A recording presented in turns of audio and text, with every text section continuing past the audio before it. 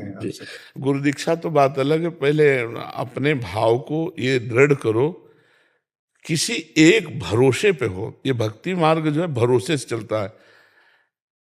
जैसे ये कहीं करोड़ा कहीं कीट, ऐसे बिल्डिंग नहीं बनती है। ये जो भाव की बिल्डिंग बनती है, ये ऐसे नहीं बनती कि वहाँ की सीमेंट, वहाँ का मोरम, वहाँ की ईंट, वहाँ, ऐसे नहीं। सांगो पांग उपासना और ताही को या रस का अनुभव होए, हमारे महापुरुष कहते हैं। सांगो पांग कासो कहे, भाषा समझ रहे ना। सांगो पांग कासो कहे, जाको इष्ट एक होए। एक इष्ट, इष्ट को कंत कहते हैं। एक कंत, एक संत, एक मंत्र, एक पंथ, एक ग्रंथ। जैसे हम श्यामा श्याम की उपासना करते हैं हमारे कंत, तो श्यामा श्याम के ही मंत्र, श्यामा श्याम में ही डूबे संत, और श्यामा श्याम का ही ग्रंथ, और श्यामा श्याम का ही पंथ, माने उपासना का मार्ग। तो सांगो पांग उपासना होए, तब या रस की सिद्धि होए। अब जब हमारी उपासना में आओगे तो सब बिल्कुल ऐसे हो जाएगा।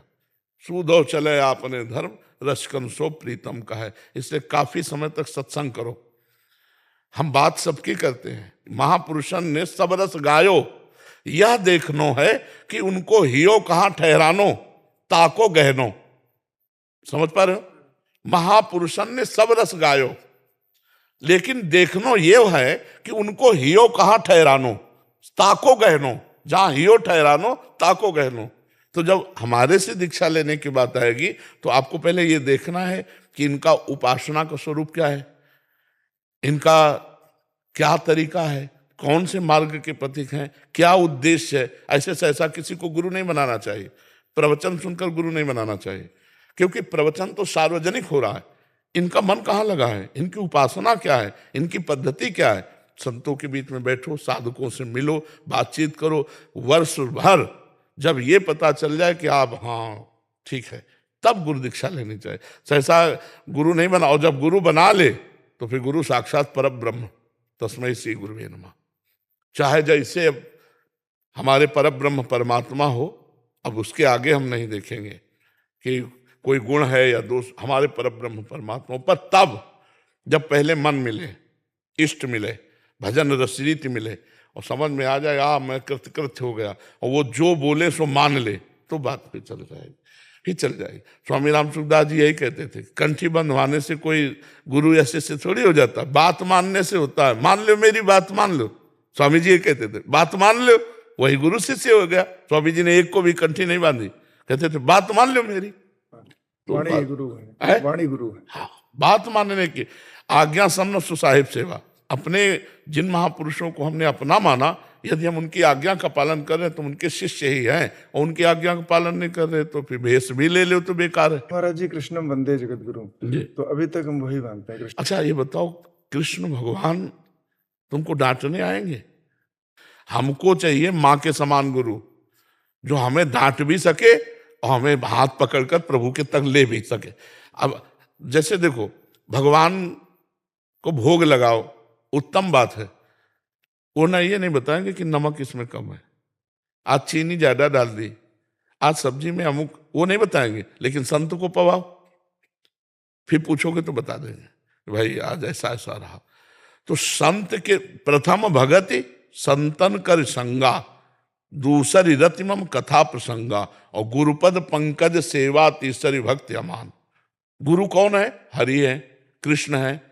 तो कृष्ण रूप में नाम उनको देख पा रहे हैं, और वो कृष्ण सबके हृदय में आज से नहीं अनादिकाल से थे, पर आज तक उद्धार नहीं हुआ। वही श्री कृष्ण बंदो गुरुपद कंज, कृपा सिंधु नर रूप हरि, तुम महामोह तम पुंज, जासु बचन रवि कर निकर। वही श्री कृष्ण जब गुरुदेव के रूप में मिलते हैं ना, तो सब मन नाश हो जाता है।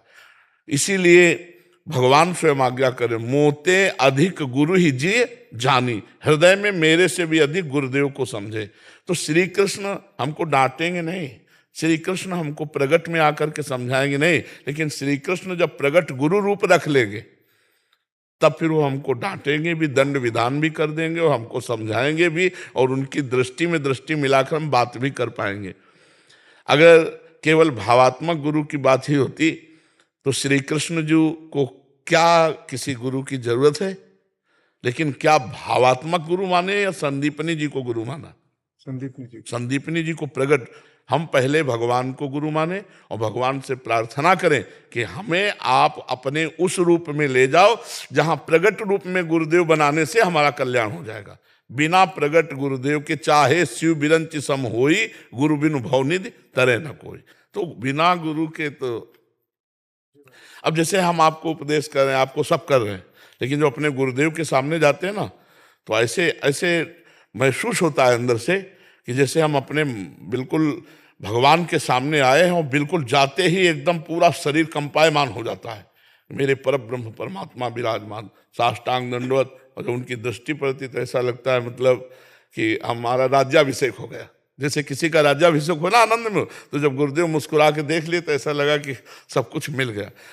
राधा वल्लभ जी हमारे आराध्य देव हैं, लेकिन गुरुदेव के दर्शन से जो सुख मिलता है वो हम आपको बताएं कहीं नहीं। क्यों? क्योंकि वो हमारे लिए राधा वल्लभ लाल जी ये रूप रख के आए, हमारे लिए पर्सनल आए, हमारे लिए पर्सनल अवतार है। ये सार्वजनिक अवतार नहीं, ये मेरे लिए गुरु का पर्सनल अवतार है। हमारे अभिमान को कौन नष्ट करेगा? हमारे अभिमान को प्रगट में गुरुदेव नष्ट करेंगे। गुरुदेव के समान मतलब कोई नहीं है। भगवान ही गुरुदेव हैं, गुरुदेव ही भगवान हैं, पर गुरुदेव जैसा रूप भगवान तो सबके हृदय में कब से है। क्या उद्धार हो गया क्या? सोचो आप जरा। लेकिन वही भगवान जब गुरु रूप धारण कर लेते तब परम कल्याण हो जाता है। तो इसलिए मुझे लगता है मोरे मन प्रभु अस विश्वासा, राम ते अधिक राम का दासा। भगवान के दासों का सानिध्य मिले और उन पर हमारी भगवत बुद्धि हो जाए तो बहुत जल्दी लाभ मिल जाए, एक परिवर्तन सहज हो जाता है। हम कह रहे हैं भगवान सबके हृदय में, क्या परिवर्तन हो रहा है? लेकिन वही भगवान जब संत रूप में मिलते हैं परिवर्तन हो जाएगा पक्का। भगवान से प्रार्थना करो, भगवान से प्रार्थना करो, जो जप कर रहे हो वही जप करो। भगवान से प्रार्थना करो कि मुझे सदगुरुदेव की प्राप्ति कराओ। बस सच्चा संबंध तभी होगा जब यहाँ से हमारे हो जाए हाँ, और आपके अंदर भूख पैदा हो जाए गुरु की भूख पैदा हो जाए ना, कि अब जैसे भगवान की भूख पैदा हो जाती है तो फिर कुछ अच्छा नहीं लगता।